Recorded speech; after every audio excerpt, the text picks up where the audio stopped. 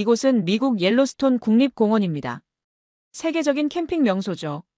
하지만 밤이 되면 캠핑장 입구에는 이런 경고가 붙습니다. 곰 출몰 지역, 음식물 차량 보관 필수, 야간 단독 보행 금지. 로키 산맥의 캠핑장은 어떨까요? 화장실까지 가려면 손전등과 호루라기를 챙겨야 하고 밤에 혼자 움직이는 건 자살 행위로 여겨집니다. 유럽의 유명 캠핑장들도 마찬가지입니다. 밤엔 텐트 밖으로 나가지 말라는 암묵적 룰이 있고 귀중품은 차에 넣어두거나 침낭 속에 숨겨야 하죠.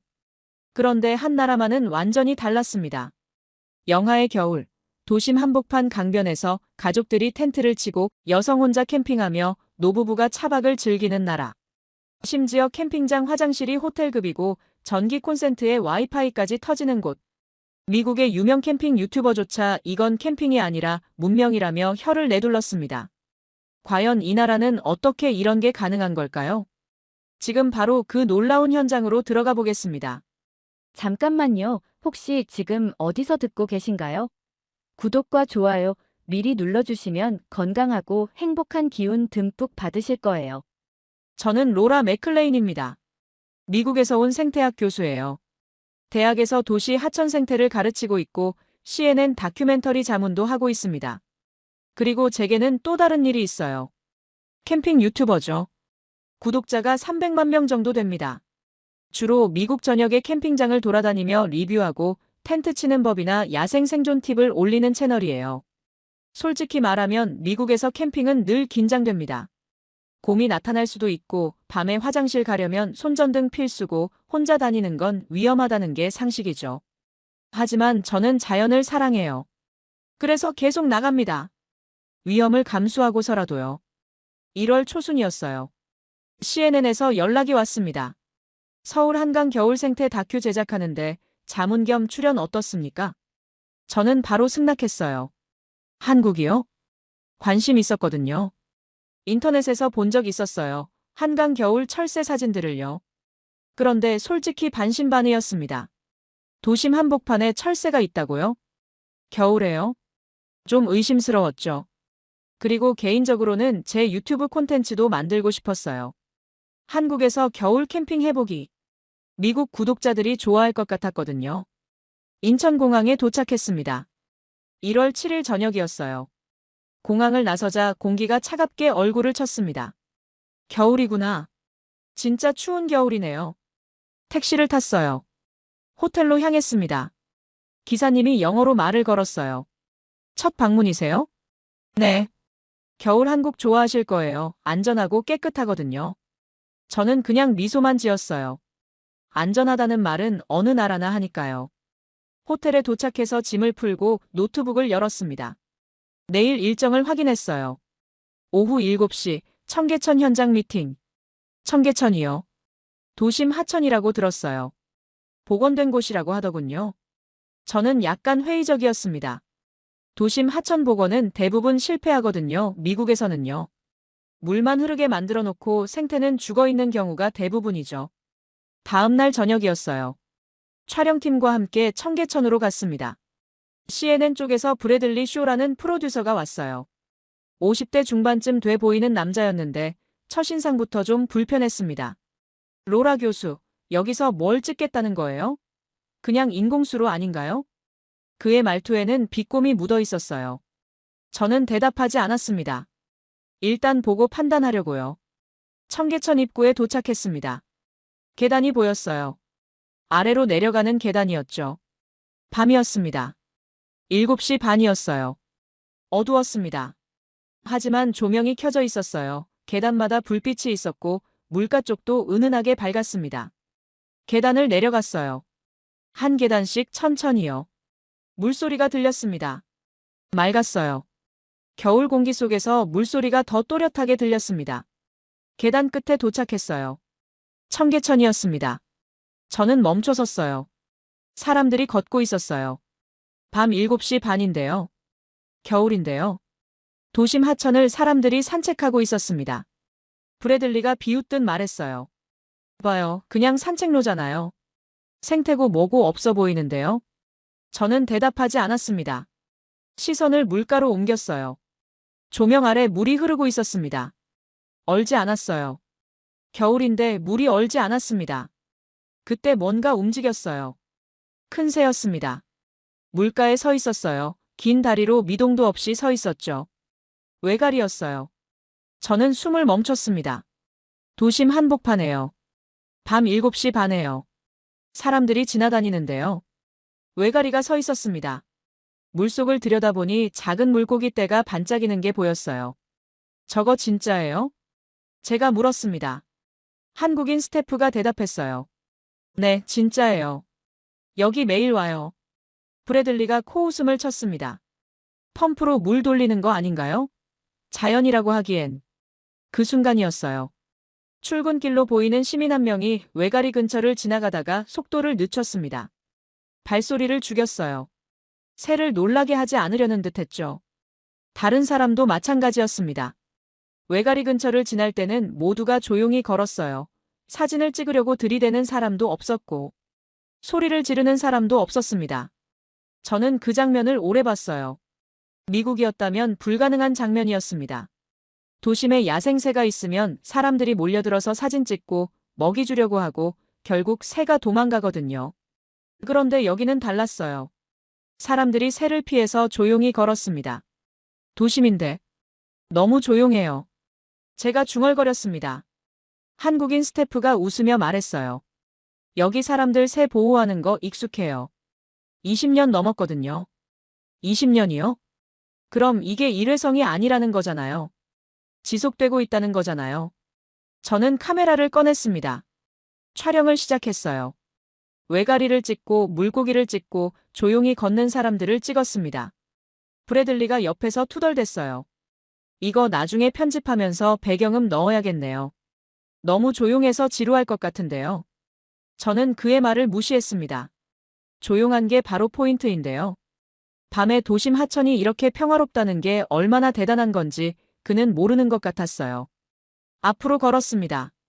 물을 따라 걸었어요. 조명이 은은하게 물에 반사됐습니다. 사람들은 계속 걸었어요. 연인들도 있었고, 노부부도 있었고, 혼자 이어폰 끼고 걷는 여성도 보였습니다. 저는 그 여성을 주목했어요. 밤 8시가 가까워지는 시간에 혼자 걷고 있었거든요. 어깨에 긴장이 없었어요. 뒤를 돌아보지도 않았습니다. 그냥 편안하게 걸었어요. 마치 자기 집 앞 산책로를 걷는 것처럼요. 미국이었다면 절대 불가능한 장면이었습니다. 밤에 여성이 혼자 하천 산책로를 걷는다고요? 위험천만한 일이죠. 저는 노트를 꺼냈어요. 적었습니다. 밤 8시, 청계천. 여성 단독 보행 관찰됨. 긴장 징후 없음. 주변 시민들도 자연스러움. 브래들리가 옆에서 말했어요. CCTV 많아서 그런 거 아닌가요? 감시가 심하니까 안전한 척하는 거죠. 저는 주변을 둘러봤습니다. CCTV가 있긴 했어요. 하지만 그렇게 많진 않았습니다. 미국 도심보다 오히려 적어 보였어요. 감시 때문만은 아닌 것 같은데요. 제가 말했습니다. 뭐가 더 있을 것 같아요? 문화 같은 거요. 브래들리가 웃었어요. 문화. 로라 교수님도 참. 문화로 치안이 유지된다고요? 시스템이 필요하죠, 시스템. 저는 더 이상 대꾸하지 않았습니다. 일단 더 보기로 했어요. 촬영을 계속했습니다. 1시간쯤 걸었을까요? 물가에 벤치가 보였어요. 앉았습니다. 브래들리도 옆에 앉았어요. 로라 교수, 솔직히 이거 다큐로 만들 만한 게 있어요? 그냥 깨끗한 산책로일 뿐인데요. 저는 청계천을 바라봤습니다. 물이 흘렀어요. 외가리는 여전히 서 있었습니다. 사람들은 조용히 걸었어요. 이게 그냥 산책로라고요? 아니에요. 이건 도시와 자연이 공존하는 현장이에요. 그것도 밤에요, 겨울에요. 있어요. 제가 대답했습니다. 충분히 있어요. 이게 얼마나 대단한 건지 모르시나 봐요. 브래들리가 코웃음을 쳤습니다. 뭐가 대단한데요? 밤에 안전해야 가능한 풍경이라는 거요. 제 목소리가 단호했어요. 미국이었다면 지금 이 시간에 이렇게 사람들이 평화롭게 걸을 수 없어요. 여성이 혼자 걸을 수도 없고 새가 도망가지 않을 수도 없죠. 브래들리는 아무 말도 하지 않았습니다. 저는 일어났어요. 내일 한강 가봐야겠어요. 거기가 더 중요할 것 같아요. 한국인 스태프가 고개를 끄덕였습니다. 좋아요. 내일 새벽에 한강 밤섬 근처로 가시죠. 겨울 철새 볼 수 있어요. 새벽이요. 좋습니다. 저는 원래 새벽형 인간이에요. 캠핑할 때도 항상 해 뜨기 전에 일어나서 자연을 관찰하거든요. 호텔로 돌아왔습니다. 방에 들어가 샤워를 하고 침대에 앉았어요. 노트북을 열었습니다. 오늘 본 것들을 정리했어요. 청계천 도심 하천, 겨울, 밤 8시. 외가리 관찰됨. 물고기 서식 확인됨. 시민들의 자발적 보호 행동 관찰됨. 타이핑하다가 손을 멈췄습니다. 자발적 보호 행동이라고요? 그게 정확한 표현일까요? 강요가 아니었어요. 누가 시켜서 한 게 아니었습니다. 그냥 자연스럽게 모두가 조용히 걸었어요. 새를 피해서 소리를 낮추고 속도를 줄였죠. 습관이었어요. 20년 넘게 쌓인 습관이었습니다. 저는 창밖을 봤어요. 서울의 밤이 보였습니다. 불빛이 많았어요. 하지만 차가운 느낌은 아니었어요. 오히려 따뜻해 보였습니다. 내일 한강을 보면 더 확실해질 것 같았어요. 새벽 5시였습니다. 알람이 울렸어요. 눈을 떴습니다. 방은 어두웠지만 저는 익숙했어요. 캠핑할 때 항상 이 시간에 일어나거든요. 씻고 두툼한 코트를 입었습니다. 장갑도 챙겼어요. 밖은 추울 게 뻔했으니까요. 로비로 내려갔습니다. 한국인 스태프 박유진이 벌써 와 있었어요. 준비되셨어요? 네. 차에 탔습니다. 브래들리도 타려고 했는데 유진이 말했어요. 브래들리 씨는 9시에 만나요. 너무 이르잖아요. 브래들리가 투덜댔지만 결국 호텔에 남았습니다. 저는 속으로 안도했어요. 그의 비꼬는 말투 없이 조용히 관찰하고 싶었거든요. 한강으로 향했습니다. 차창 밖은 아직 어두웠어요. 가로등 불빛만 지나갔습니다. 밤섬이라는 곳으로 갈 거예요. 유진이 설명했어요. 거기가 겨울 철새 관찰 포인트예요. 시민들도 많이 와요. 시민들이요? 새벽에요? 새벽에도 사람이 와요? 네, 특히 주말엔 탐조 동호회 분들이 많이 오세요. 저는 놀랐습니다. 미국에서도 탐조는 있지만 대부분 전문가들이나 하는 일이에요. 일반 시민들이 새벽에 나와서 새를 본다는 게 신기했습니다. 한강에 도착했어요. 주차장에 차를 세웠습니다. 밖으로 나오자 바람이 불었어요. 강바람이었습니다. 차가웠어요. 숨을 들이마시면 목이 따가울 정도로 공기가 날카로웠죠. 이쪽이에요. 유진이 앞장섰습니다. 따라갔어요.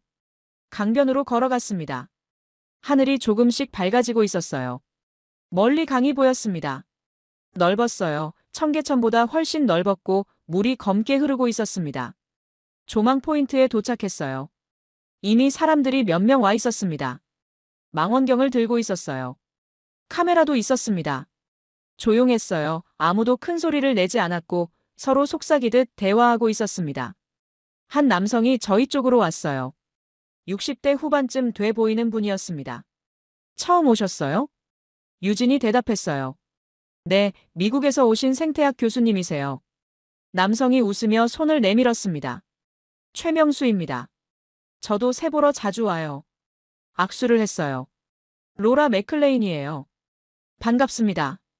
최명수 씨가 강을 가리켰습니다. 저기 보세요. 저기 검은 점들 보이죠? 저게 청둥오리예요. 저는 시선을 옮겼어요. 강 위에 점들이 떠 있었습니다. 새들이었어요. 멀리서 봐도 움직이는 게 보였습니다. 유진이 망원경을 건넸어요. 이거 쓰세요. 받아서 올렸습니다. 렌즈를 통해 강을 봤어요. 초점을 맞추자 새들이 선명하게 보였습니다. 청둥오리였어요. 20마리가 넘었습니다. 물 위에 떠서 천천히 움직였어요. 어떤 놈은 부리를 물에 담그고 있었고 어떤 놈은 날개를 펴고 있었습니다. 저기 더 멀리 보세요. 최명수 씨가 말했어요. 기러기도 있어요. 망원경을 움직였습니다. 정말이었어요. 큰 새들이 보였습니다. 기러기였어요. 여러 마리가 함께 떠 있었고 목을 길게 뻗고 있었습니다. 도심 한복판인데. 제가 중얼거렸어요. 이렇게 많이 와요? 최명수 씨가 고개를 끄덕였습니다. 매년 와요. 벌써 20년 넘었죠. 여긴 물이 얼지 않아요. 보 때문에 유속이 있어서요. 그래서 겨울에도 먹이가 있고 새들이 살 수 있어요. 20년이요. 또 그 숫자였습니다. 일회성이 아니라 지속되고 있다는 증거였어요. 여기 밤에도 새가 도망 안 가요. 최명수 씨가 조용히 말했습니다. 그건 사람들이 밤에도 조용하다는 뜻이죠. 저는 그 말을 곱씹었어요. 밤에도 조용하다고요? 미국이었다면 불가능한 일이에요. 밤의 공공장소는 시끄럽거나 위험하거나 둘 중 하나거든요. 해가 떠오르기 시작했습니다. 하늘이 밝아졌어요. 강물이 빛을 받아 반짝였습니다. 새들의 실루엣이 더 선명해졌어요. 아름다웠습니다. 사람들이 하나둘 더 모여들었어요. 가족도 있었고 커플도 있었습니다. 노부부도 보였어요. 할아버지가 할머니에게 망원경을 건네주고 있었습니다. 모두 조용했어요. 큰 소리를 내는 사람이 없었습니다. 한 아이가 엄마에게 물었어요. 엄마, 저거 뭐야? 엄마가 속삭였습니다. 기러기야. 조용히, 놀라면 안 돼. 아이가 고개를 끄덕였어요. 입에 손을 갖다 댔습니다. 저는 그 모습을 봤어요. 교육이 이루어지는 순간이었습니다. 규칙을 가르치는 게 아니라 존중을 가르치고 있었어요. 촬영을 시작했습니다. 카메라를 들고 새들을 찍었어요. 사람들도 찍었습니다. 조용히 관찰하는 모습을요, 망원경을 나눠 쓰는 모습을요, 아이에게 설명하는 부모의 모습을요. 1시간쯤 지났을까요? 브래들리가 도착했습니다. 차에서 내리더니 투덜거렸어요. 왜 이렇게 이른 시간에 보자는 거예요? 호텔 조식도 못 먹었잖아요. 유진이 대답했어요. 새는 새벽에 봐야죠. 브래들리가 주변을 둘러봤습니다. 사람 많네요. 다 관광객인가요? 아니요, 대부분 시민들이에요. 새벽에? 왜? 좋아하니까요. 브래들리가 코웃음을 쳤습니다. CCTV 때문 아닐까요? 감시가 많으니까 안전해서 나오는 거겠죠. 저는 주변을 살폈어요. CCTV가 있긴 했습니다. 하지만 많진 않았어요. 미국 국립공원보다 오히려 적어 보였습니다. 감시 때문만은 아닌 것 같은데요. 제가 말했습니다. 저 사람들 봐요. 강요당해서 온 게 아니에요. 좋아서 온 거예요. 브래들리가 비웃었어요. 좋아서라니, 로라 교수님. 시스템이 잘 돼 있으니까 안전하고 안전하니까 나오는 거죠. 감시와 통제의 결과예요. 저는 더 이상 대꾸하지 않았습니다. 최명수 씨가 다가왔어요.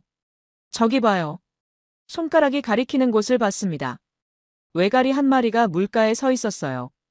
움직이지 않았습니다. 집중하고 있는 듯 했어요. 저 새는 1년 내내 여기 있어요. 최명수 씨가 말했습니다. 사람들이 지나가도 도망 안 가요. 익숙하니까요. 익숙하다고요. 그게 핵심이었어요. 사람과 새가 서로에게 익숙해진 거였습니다. 20년 넘게 함께 살아온 결과였어요. 저는 노트를 꺼냈습니다. 적었어요. 한강 밤섬, 새벽 6시. 겨울 철새 다수 관찰됨. 시민들의 자발적 탐조 활동. 새와 사람의 공존. 강요 없음, 습관으로 유지됨. 브래들리가 옆에서 봤습니다. 습관이라고요? 교수님, 너무 낭만적인데요. 이건 시스템의 결과예요. 저는 펜을 내려놨어요. 시스템만으로는 안 돼요. 제 목소리가 단호했습니다. 시스템은 틀을 만들지만 사람이 그 틀을 채워야 해요. 저 사람들 봐요. 아무도 강요하지 않았는데 조용히 있어요. 새를 놀라게 하지 않으려고 스스로 조절하고 있어요. 이게 습관이에요. 브래들리는 아무 말도 하지 않았습니다. 한강을 떠나기 전이었습니다. 저는 유진에게 물었어요. 여기서 사람이 자도 안전한가요? 유진이 고개를 갸우뚱했습니다. 자다니요? 캠핑 말씀이세요? 네, 제가 캠핑 유튜버거든요. 한강에서 겨울 캠핑이 가능한지 궁금해서요. 유진이 웃었어요. 가능하죠. 난지 캠핑장 있어요. 난지 캠핑장이요? 도심에 공식 캠핑장이 있어요? 네, 한강공원 안에 있어요. 시설도 좋아요. 브래들리가 끼어들었습니다. 캠핑장이라고 해봤자 텐트 7공터 정도겠죠? 미국 국립공원처럼 제대로 된 시설은 없을 거예요. 유진이 고개를 저었어요. 한번 가보시면 알 거예요. 지금 연락해 볼게요. 전화를 걸었습니다. 한국어로 누군가와 대화했어요. 몇 분 뒤에 전화를 끊고 말했습니다. 오후 2시에 난지 캠핑장에서 만나요. 운영팀장님이 직접 안내해 주신대요. 저는 고개를 끄덕였어요. 좋아요. 제대로 확인해 봐야겠어요. 한국의 캠핑 시스템이 어떤지를요. 호텔로 돌아와서 점심을 먹고 쉬었습니다. 오후 1시 반에 다시 출발했어요. 난지 캠핑장으로 향했습니다. 차로 30분쯤 걸렸어요. 한강 상류 쪽이었습니다. 도착하니 넓은 주차장이 보였어요. 차를 세웠습니다. 밖으로 나왔어요. 강바람이 불었지만 낮이라 그리 춥지 않았습니다. 이쪽이에요. 유진이 앞장섰어요. 걸어가니 캠핑장 관리동이 보였습니다. 깨끗했어요. 현대적인 건물이었고 입구에 안내판이 한글과 영어로 적혀 있었습니다. 안으로 들어갔어요. 한 여성이 우리를 맞았습니다. 안녕하세요. 정하늘입니다. 30대 후반쯤 돼 보이는 분이었어요. 난지 캠핑장 운영팀장이에요. 악수를 했습니다. 로라 맥클레인이에요. 반갑습니다. 정하늘 씨가 웃으며 말했어요. 캠핑 유튜버시라고 들었어요. 구독자 많으시더라고요. 알고 계셨어요? 네, 어젯밤에 영상 몇 개 봤어요. 옐로스톤 캠핑 영상 재밌던데요. 저는 놀랐습니다. 준비성이 철저한 분이네요. 브래들리가 말했어요. 그럼 안내 좀 부탁드릴게요. 우린 시간이 없어서요. 정하늘 씨가 고개를 끄덕였습니다. 이쪽으로 오세요. 밖으로 나갔어요. 캠핑장 구역으로 걸어갔습니다. 잔디가 깔려 있었어요. 구역마다 번호가 매겨져 있었고 전기 콘센트가 보였습니다. 여기가 텐트 사이트예요. 정하늘 씨가 설명했어요. 총 100개 사이트 있고 예약제로 운영돼요. 1박에 4,000원이에요. 4,000원이요? 그게 전부예요? 네, 전기 사용료 포함이에요. 브래들리가 코웃음을 쳤습니다. 싸긴 하네요. 그만큼 시설이 별로겠죠? 정하늘 씨는 대답하지 않았어요. 대신 앞으로 걸어갔습니다. 화장실 건물이 보였어요. 들어가 봤습니다. 깨끗했어요. 미국 호텔 화장실만큼 깨끗했습니다. 양변기였고 휴지도 넉넉했어요. 세면대에 비누와 핸드드라이어도 있었습니다. 샤워실도 있어요. 정하늘 씨가 문을 열었습니다. 샤워부스가 보였어요. 깨끗했고 온수가 나온다고 했습니다. 저는 믿을 수 없었어요. 캠핑장에 이런 시설이 있다고요?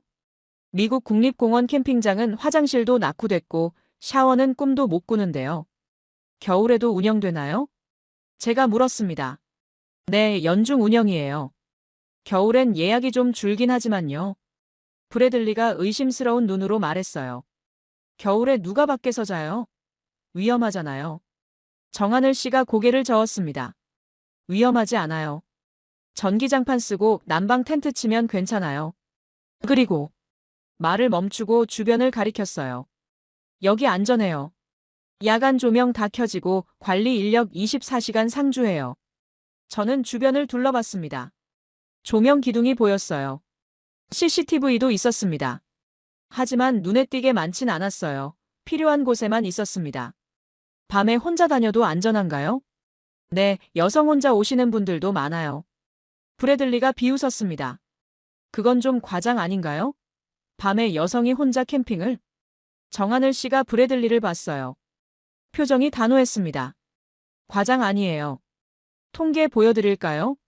작년에 여성 솔로 캠퍼 비율이 30%였어요. 저는 놀라서 입을 벌렸습니다. 30%요? 미국에서는 상상도 못할 숫자예요. 어떻게 그게 가능해요? 정하늘 씨가 웃었어요. 안전하니까요. 그리고 규칙을 다들 지키니까요. 규칙이요? 네, 소음 금지, 쓰레기 분리수거, 음주 과다 금지요. 어기면 퇴장이에요. 브래들리가 또 끼어들었습니다. 규칙이 있어도 안 지키는 사람 많잖아요. 정하늘 씨가 고개를 저었어요. 여기선 대부분 지켜요. 안 지키면 다른 캠퍼들이 신고해요. 저는 고개를 끄덕였습니다. 이해가 됐어요. 시스템과 시민의식이 함께 작동하는 거였습니다. 오늘 밤 여기서 잡아도 될까요? 제가 물었습니다. 정하늘 씨가 잠시 생각했어요. 예약이 꽉 찼는데. 잠깐만요. 전화를 걸었습니다. 한국어로 누군가와 얘기했어요. 네, 한 사이트 비었어요. 오늘 밤 가능해요. 저는 미소를 지었습니다. 감사합니다. 꼭 해보고 싶어요. 브래들리가 황당하다는 표정으로 말했어요. 교수님, 진짜 여기서 자시려고요? 영하인데요? 괜찮아요. 저 캠핑 전문가예요. 유진이 웃으며 말했어요. 저도 같이 잘게요. 카메라 돌려야죠. 정하늘 씨가 말했습니다. 그럼 저녁 7시에 다시 오세요. 사이트 안내해 드릴게요. 저는 고개를 끄덕였어요. 설렜습니다. 한강에서 겨울 캠핑이라니요. 제 구독자들이 좋아할 거예요. 저녁 7시였습니다. 난지 캠핑장으로 다시 왔어요. 이번엔 제 캠핑 장비를 다 가져왔습니다. 텐트, 침낭, 매트, 랜턴, 그리고 카메라 장비들이요. 정하늘 씨가 우리를 기다리고 있었어요. 이쪽이에요. 사이트 37번 배정됐어요. 따라갔습니다. 사이트는 강이 보이는 곳이었어요. 좋은 자리였습니다. 여기서 한강이 보여요. 정하늘 씨가 말했습니다. 밤에 야경 예뻐요. 저는 가방을 내려놓았어요. 텐트를 꺼냈습니다. 유진이 카메라를 켰어요. 자, 로라 교수님. 한국에서 첫 캠핑 시작해볼까요? 저는 웃으며 고개를 끄덕였습니다. 텐트를 펼쳤어요. 폴대를 꺼내서 조립했습니다. 이건 제가 수백 번도 더 해본 일이에요. 손이 자동으로 움직였습니다. 10분 만에 텐트가 섰어요. 빠르시네요. 정하늘 씨가 감탄했습니다. 전문가세요. 캠핑 유튜버니까요. 저는 웃으며 대답했어요. 전기 콘센트를 확인했습니다. 정말 있었어요. 사이트마다 220V 콘센트가 설치돼 있었습니다. 이거 진짜 쓸 수 있어요? 네, 전기장판이나 난방기 쓰시면 돼요. 미국 캠핑장에서는 상상도 못할 일이에요. 전기라니요? 캠핑장에 전기가 있다니요? 브래들리가 비웃었습니다.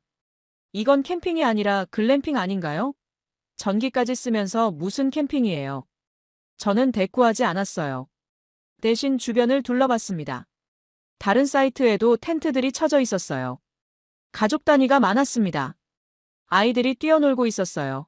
부모들은 바비큐 준비를 하고 있었습니다. 한 사이트에는 여성 혼자 있었어요.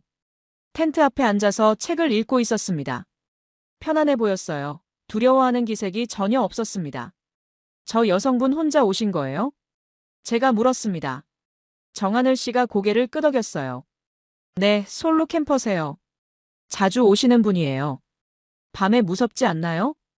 여기 안전해요. 조명도 밝고 관리인도 순찰 돌고요. 저는 그 여성을 다시 봤습니다.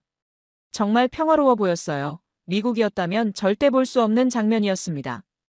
해가 완전히 졌어요. 어두워졌습니다. 하지만 조명이 켜졌어요. 캠핑장 곳곳에 가로등이 환하게 밝혀졌습니다. 너무 밝지도 않았어요. 은은하게 밝아서 별도 볼 수 있었습니다. 저는 카메라를 들었어요. 촬영을 시작했습니다. 여러분, 지금 한국 서울 한강공원 난지 캠핑장에 있습니다. 제 목소리를 녹음했어요. 솔직히 놀랐어요. 이건 제가 아는 캠핑이 아니에요. 전기 콘센트가 있고 화장실은 호텔급이고 조명은 밝고 안전해요. 카메라를 돌리며 주변을 찍었습니다. 다른 캠퍼들도 찍었어요. 평화롭게 저녁을 즐기는 모습을요. 미국에서 캠핑은 불편함을 감수하는 거예요. 곰을 조심하고 화장실은 멀고 더럽고 밤엔 위험해요. 목소리를 낮췄습니다. 그런데 여기는 달라요. 불편함이 없어요. 오히려 이건 문명이에요. 자연 속의 문명이에요. 브래들리가 투덜댔어요. 그러니까 캠핑이 아니라는 거잖아요. 저는 카메라를 껐습니다. 브래들리, 당신은 캠핑을 고생이라고 생각하나 봐요. 당연하죠. 캠핑은 원래 힘든 거예요. 아니에요. 캠핑은 자연을 즐기는 거예요. 고생하려고 가는 게 아니에요. 제 목소리가 단호했습니다. 한국은 그걸 이해한 거예요. 자연을 즐기되 안전하게 즐길 수 있도록 시스템을 만든 거죠. 브래들리는 아무 말도 하지 않았어요. 저는 텐트 안으로 들어갔습니다. 침낭을 펼쳤어요. 매트도 깔았습니다. 전기장판을 연결했어요. 따뜻해졌습니다. 이건 정말 놀라운 일이에요. 캠핑장에서 따뜻하게 잘 수 있다니요. 밖으로 나왔습니다.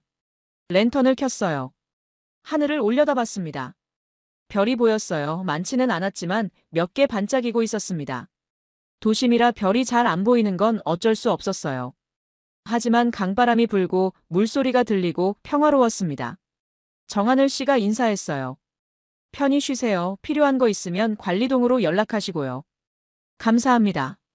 그녀가 떠났어요. 저는 텐트 앞에 앉았습니다. 유진도 옆에 앉았어요. 어때요? 한국 캠핑. 놀라워요. 정말로요.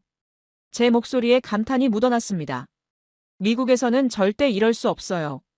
도심 근처에 이런 캠핑장이 있고 안전하고 시설이 좋고. 말을 멈췄어요. 이게 바로 선진국이구나 싶어요. 유진이 웃었습니다. 과찬이세요. 아니에요. 진심이에요. 밤이 깊어갔습니다. 주변 캠퍼들도 하나둘 텐트 안으로 들어갔어요. 조용해졌습니다. 하지만 무섭지 않았어요. 조명이 밝았고 멀리서 관리인이 순찰하는 모습도 보였습니다. 저는 텐트 안으로 들어갔어요. 침낭에 누웠습니다. 따뜻했어요. 전기장판 덕분에 겨울인데도 춥지 않았습니다. 눈을 감았어요. 물소리가 들렸습니다. 한강 물소리였어요. 잔잔하게 흐르는 소리가 자장가 같았습니다. 이게 한국의 캠핑이구나. 마지막으로 그 생각을 하고 잠이 들었어요. 한밤중이었어요.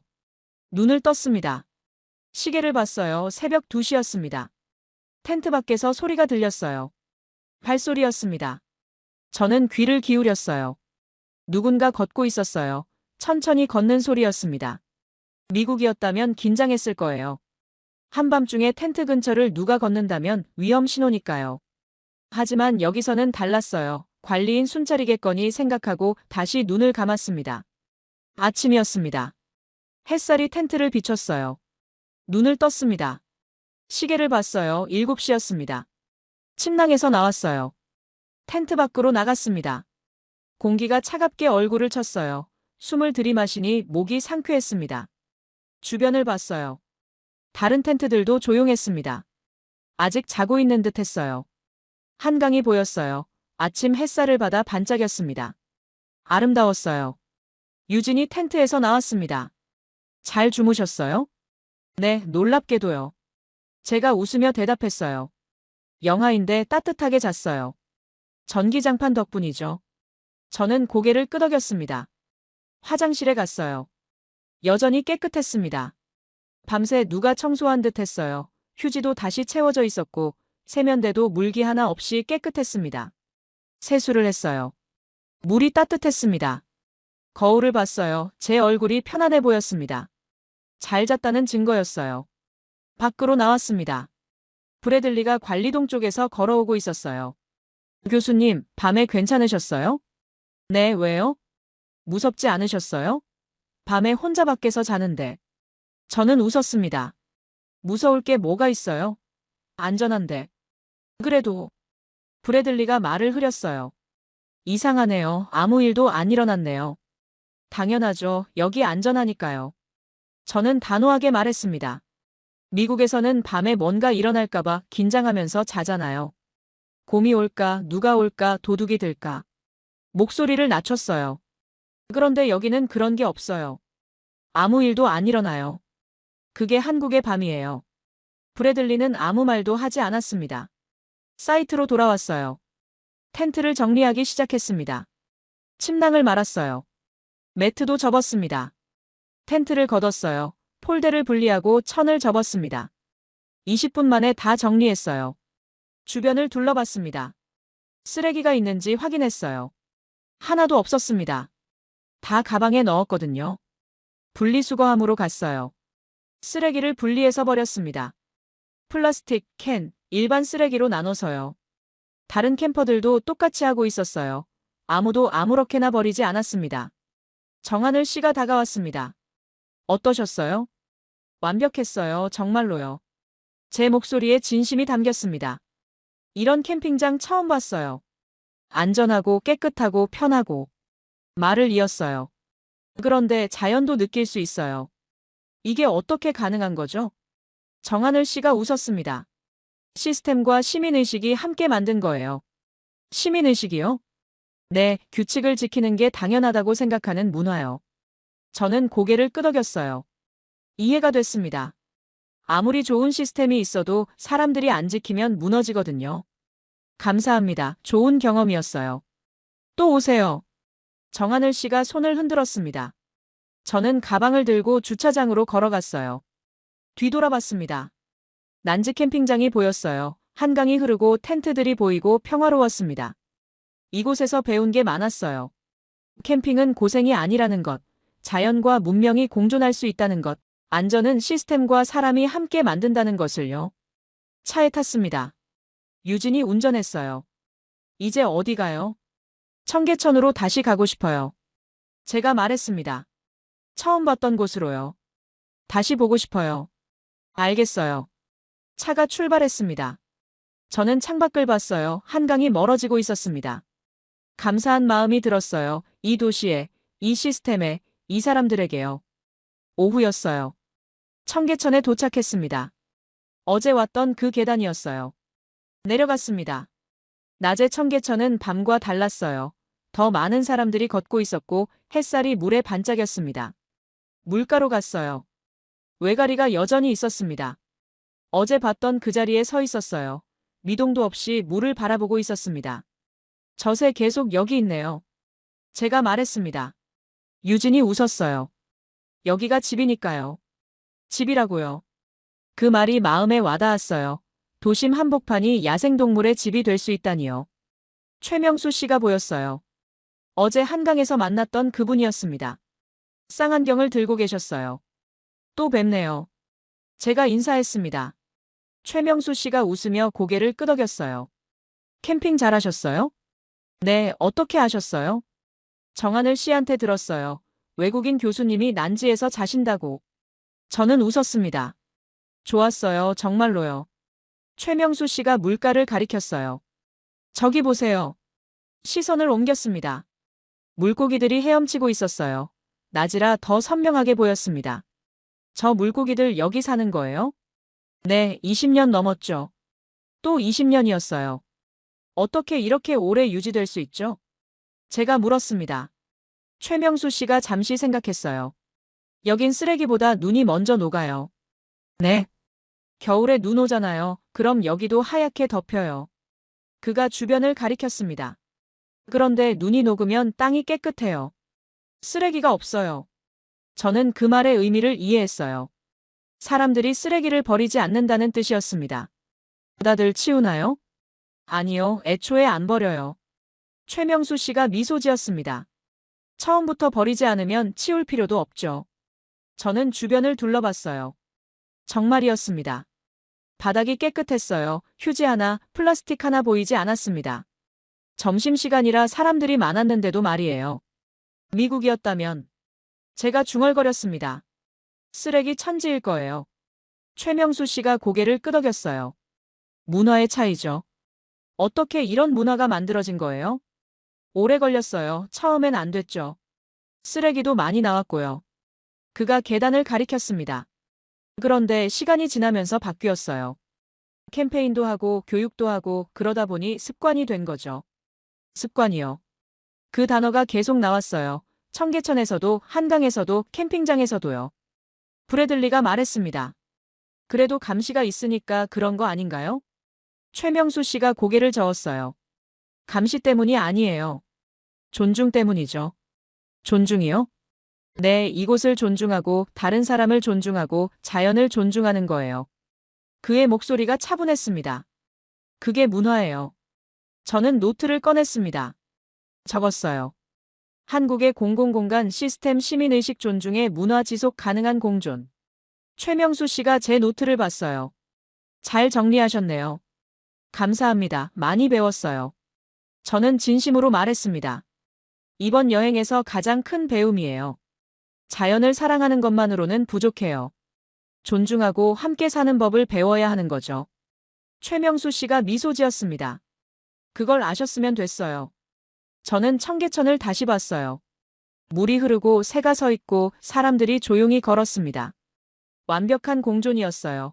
도시와 자연, 사람과 생명이 함께 숨쉬고 있었습니다. 촬영 마지막 날 밤이었습니다. 저는 다시 청계천에 섰어요.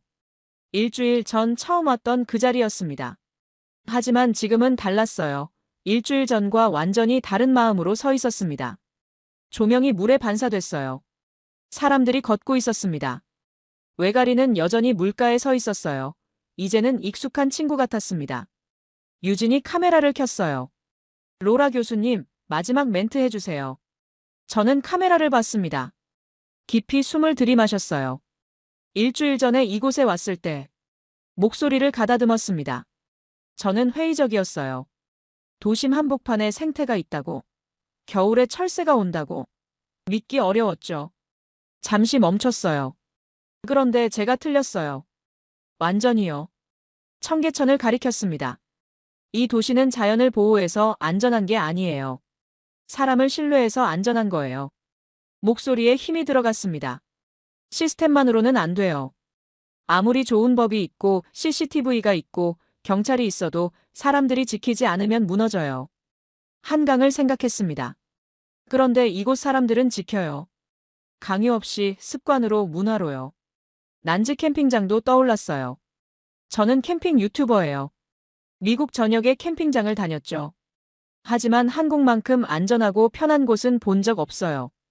카메라를 똑바로 봤습니다. 미국에서 캠핑은 고생이에요. 위험을 감수해야 해요. 하지만 여기선 달라요. 자연을 즐기되 안전하게 즐길 수 있어요. 목소리를 낮췄습니다. 이게 선진국이에요. 자연과 사람이 공존하는 나라요. 유진이 카메라를 끄려다 멈췄어요. 브래들리가 다가왔습니다. 교수님. 그의 목소리가 조용했어요. 제가 틀렸어요. 저는 놀라서 그를 봤습니다. 뭐라고요? 제가 틀렸어요. 이곳에 대해 편견이 있었어요. 그가 청계천을 봤습니다. 감시와 통제 때문이라고 생각했는데 아니었네요. 문화였어요. 사람들의 습관이었어요. 저는 아무 말도 하지 않았습니다. 브래들리가 계속 말했어요. 미국으로 돌아가면 보고서에 제대로 쓸게요. 이곳의 진실을요. 저는 고개를 끄덕였습니다. 감사합니다. 브래들리가 떠났어요. 저는 혼자 청계천 앞에 섰습니다. 물소리가 들렸어요. 차갑고 맑은 소리였습니다. 도심은 바빴지만 개천은 차분했어요. 그 대비가 아름다웠습니다. 유진이 옆에 섰어요. 많이 배우셨죠? 네, 인생이 바뀔 만큼요. 제가 웃으며 대답했습니다. 앞으로 캠핑을 다르게 볼 것 같아요. 고생이 아니라 자연과 함께 사는 법으로요. 유진이 고개를 끄덕였어요. 그거면 됐어요. 저는 마지막으로 청계천을 봤습니다. 외가리가 날아올랐어요. 날개를 펴고 천천히 하늘로 올라갔습니다. 아름다웠어요. 도심 한복판에서 야생이 자유롭게 날아오르는 모습이요. 뉴욕으로 돌아왔습니다. JFK 공항에 내렸어요. 익숙한 공기였지만 이상하게 불편했습니다.